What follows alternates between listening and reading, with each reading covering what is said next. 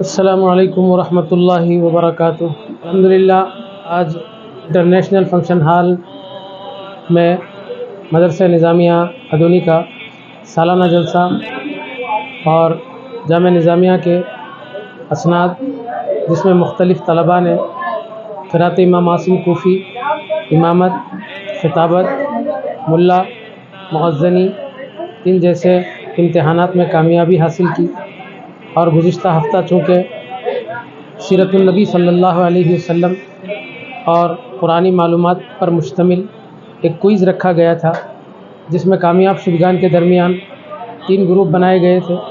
ہر group میں اول، دوم، سوم انعامات تقسیم کیے گئے، اور جو 100% نمبرات سے کامیاب ہوئے تھے ان کی ہمت افزائی کے طور پر ان کو ایک مومنٹو پیش کیا گیا، اور اسی طریقے سے تمام شرکاء کو ترغیبی انعام کے طور پر انہیں ایک پانی کا بوٹل دیا گیا۔ الحمدللہ سارا 500 سے زائد طلباء شریک ہوئے، اور جس میں سے 355 طلباء نے کامیابی حاصل کی۔ اس طریقے سے آج کا ہمارا یہ جلسہ انتہائی کامیابی کے ساتھ نبی کریم صلی اللہ علیہ وسلم کے طفیل و صدقے سے منزل پر پہنچا۔ اللہ سبحانہ و تعالیٰ سے دعا ہے کہ اللہ ہماری اس سعی کو، محنتوں کو قبول فرمائے۔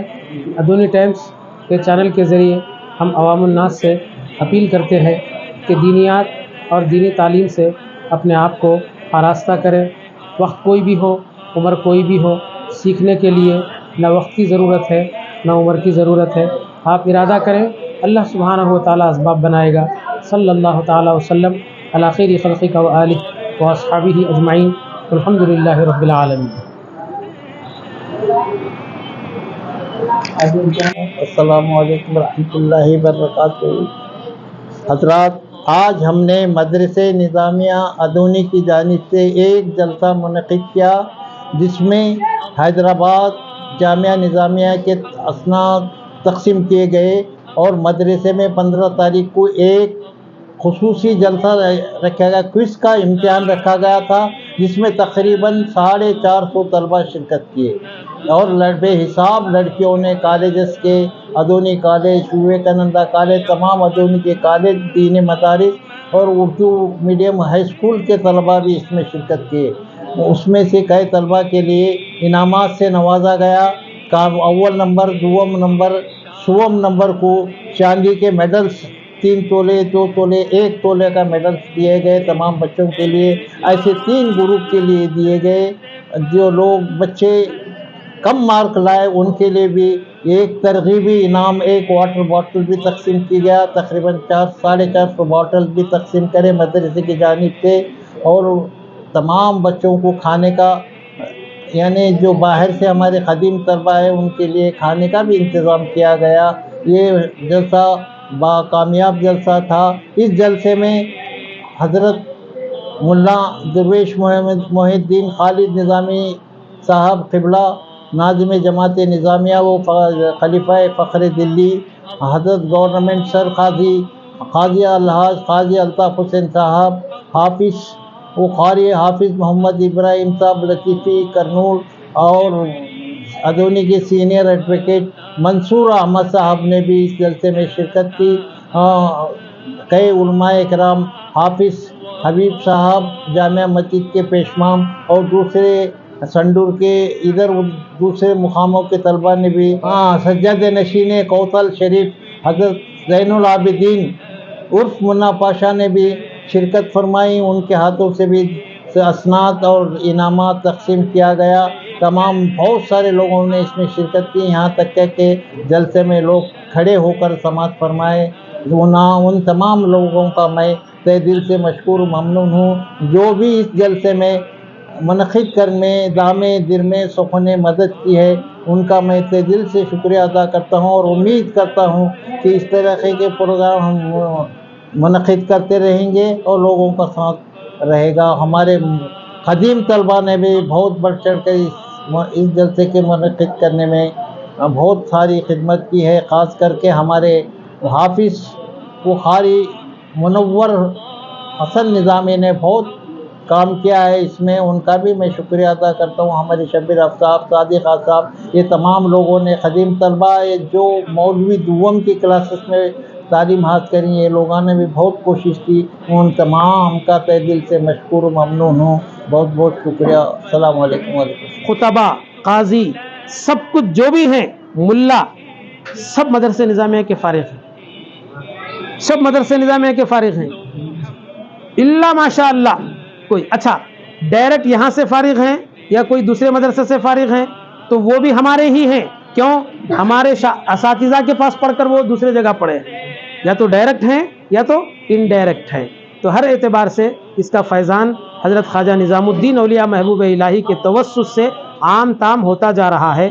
ایسے موقع کو ہم غنیمت جانتے ہوئے مزید اس میں کیا وسعت پیدا کر سکتے ہیں اور کیا سے کیا ہم کو کرنا چاہیے، یہ آپ اپنے مشورے دیجئے اور ایک منٹ 2 منٹ آپ اپنی رائے ظاہر کریں تاکہ ہم کو معلوم بھی ہو کہ آپ کے ذہن میں کیا چل رہا ہے، آپ کو اس سے کس قدر محبت ہے اور کس طریقے سے ہم کو مل کر کام کرنا ہے. ان سب حضرات سے میں ایک آخری گزارش کرتا ہوں کہ اپنا نام، فون نمبر ضرور لکھا کر جائیں.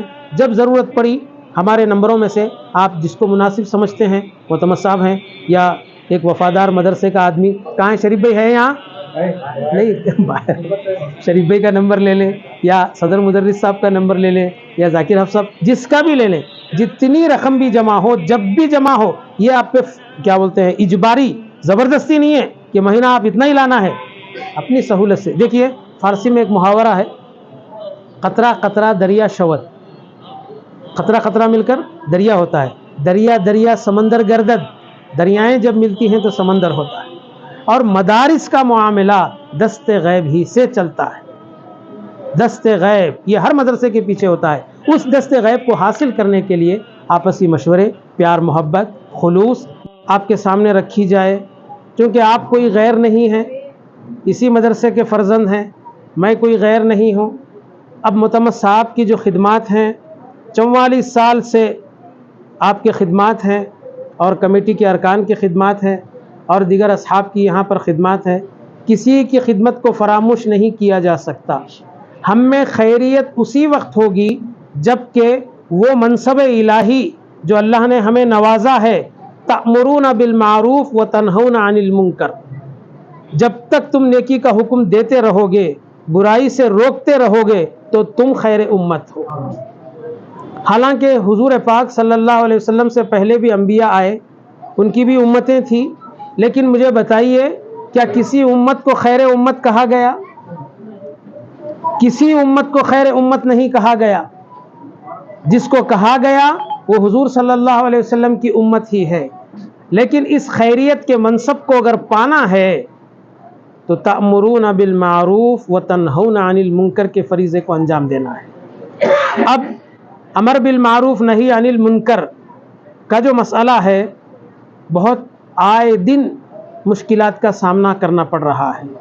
تو اس کے لیے جو مؤثر اقدامات ہو سکتے ہیں اس کو اپنائیں، اور زمانے میں سوشل میڈیا جس طرح ترقی کر رہا ہے اس کو اپنائیں.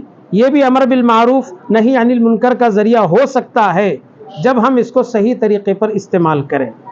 تو بہرحال زیادہ گفتگو آپ سے کرنا نہیں ہے، آپ کی سماع خراشی نہیں کرنا ہے. بہرحال مدرسہ اس وقت اس پوزیشن میں ہے، اس کنڈیشن میں ہے. اب دیکھ رہے ہیں آپ کورونا کے بعد ہر مدرسے میں طلبہ کم ہوئے ہیں، ہمارے ایک مدرسے میں نہیں، ہر جگہ کم ہوئے ہیں. اوپر سے حکومتی فلاحی اسکیمات کہ سالانہ 15,000 20,000 دوپہر میں کھانے کا انتظام اسکولوں میں، یہ ہمارے زمانے میں نہیں تھا. بھوکے سوکے رہ کے پڑھ لیے. مجھے اچھی طرح آج بھی یاد ہے، یہ جو بلڈنگیں آپ دیکھ رہے ہیں اب ہم دیکھ رہے ہیں، ہم جو پڑھے ہیں اسی کمرے میں پڑھے ہیں. حافظ ابراہیم صاحب یہاں بیٹھتے تھے، حافظ امجد صاحب یہاں بیٹھتے تھے، بس میری جگہ وہاں کونے میں تھی، ذاکر کی جگہ ادھر سامنے تھی، بس اتنا ہی مدرسہ تھا. اور ایک بڑا وہ تھا پنجوں کا، وہ یہاں پر کہیں لٹکا ہوا رہتا تھا سر پہ، بس یہ تھا. اللہ نے وسعت دی حسب سہولت، جیسا جیسا آتا گیا تعاون مدرسے کو. اب ہوتے ہوتے ہوتے ہوتے اتنی تعمیرات ہو گئی، اتنے اساتذہ ہو گئے. 2 استاد تھے ہمارے زمانے میں، شروع میں اس کے بعد پھر اللہ نے وسعت دی، رشید حضرت آئے، سراج حضرت آئے، جیلان حضرت آئے، یہ سب حضرات آئے. اب اس طریقے سے وہ ہوتی، اب اس کے بعد مزید یہیں پڑھے، اب یہیں پڑھانے لگ گئے. تو بہرحال بولنے کا مقصد یہ ہے کہ آپ حضرات اس مدرسے کی جانب اب تک توجہ کیے نہیں کیے اس کو چھوڑ دیجئے. آج کے دن سے جو سورج نکلا ہے ہمارا، یہ انقلابی کیفیت کا سورج نکلے گا. آج سے یہ انقلاب ہوگا. ہم میں سے ہر ایک کی یہ ذمہ داری ہے کہ یہ ہماری ماں ہے، اس کا خیال کرنا ہم بچوں کا فریضہ ہے. ماں باپ پیدا ضرور کرتے ہیں لیکن مدرسہ اور استاد آدمی کو انسان بناتا ہے.